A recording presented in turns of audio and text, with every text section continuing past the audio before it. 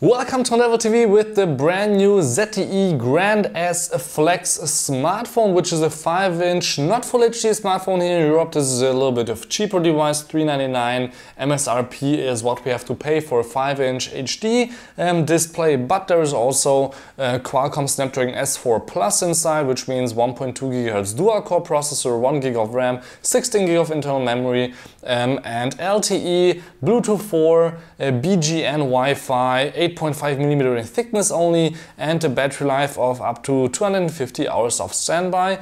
That doesn't sound as great as, for example, 500 hours with Sony or other companies, but you really have to pay almost half the price of a premium smartphone than from other companies like the Samsung Galaxy S4, Sony Z1 or the LG G2, which are all on the table here. So we will do a comparison here with the LG or the ZTE Grand S Flex, which is available now, at least here in Europe. The packaging is not that interesting, so let's just take off the top cover and check out the phone itself, which is right here. To our axis, let's just put it down for a second though, so to see what else we have inside the box. For example, a little manual. In the manual we have all kinds of languages. I think each language has about 8 or 9 pages here where we can read in French, German, English and other languages what we should not do with the phone or how to turn it on and use it for the first time. Otherwise we have a little pin here, which is of course there for taking out the SIM card tray. Then a micro USB cable, of course, for charging and data transfer. It's white, since the smartphone in this case is also white. It's 1 meter long and RoHS compliant. Then flat band headset, also quite nice. It's in ears, has a straight end, not golden though, and there's one microphone with one button, so you can go to the next song by pressing twice or go to the last song by pressing 3 times. That always works with Android, so that's why you have only one button. And we have 3 different sizes of in-ear rubber plugs, which is quite nice. We will try it out later how they sound. And then we have a ZTE USB charger, which is of course 1 amp in output and 5 volts. So that's also standard and should charge your smartphone in about 2 to 3 hours, which, as I said before, has about 3 or 4 hours of talk time at 250 hours of standby. So on the back you can see a beautiful 8 megapixel camera with a flash. Let me go actually a little bit closer and adjust the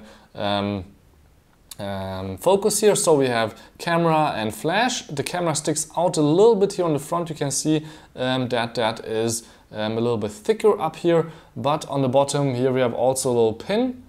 So the speaker part here on the bottom, where we have here all the speakers for listening to music, won't be shut off when we just put it flat on the table. It will give it the speakers a little bit of space. Otherwise, on the side we have a micro USB for charging, volume control here on top. We have a 3.5mm jack microphone, and on the other side we have the on and off switch SIM card tray with 1 pin, which, as I showed you before, is just to take out the tray as with the iPhone. And on the bottom there's a microphone. One of my favorite things about this ZTE Grand S Flex is that we have here the Android buttons separate from the screen, so they won't bulk up your screen here on the bottom.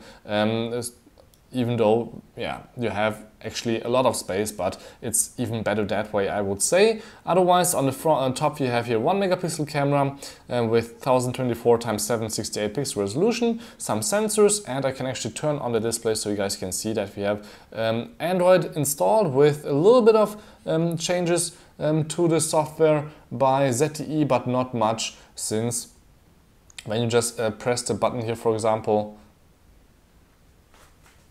usually if you just press it here for a short while, yeah, you have here some apps that you can customize yourself which you want, or just pressing it a long time you will unlock the device. And there's Android Jelly Bean 4.1.3 installed here, and I guess they are waiting for 4.4 to come out, so this nice IPS display 5-inch HD device gets also the latest hardware there.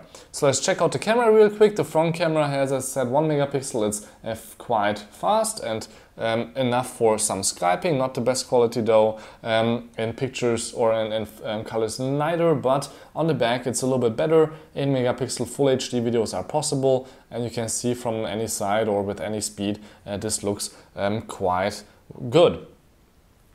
So let me just do a little bit of a size comparison. So the Samsung Galaxy S4 is one of the smallest 5-inch Full HD or HD devices. You can see here that it is in fact smaller or shorter, at least. In thickness it's about the same, but you can see here it's definitely shorter.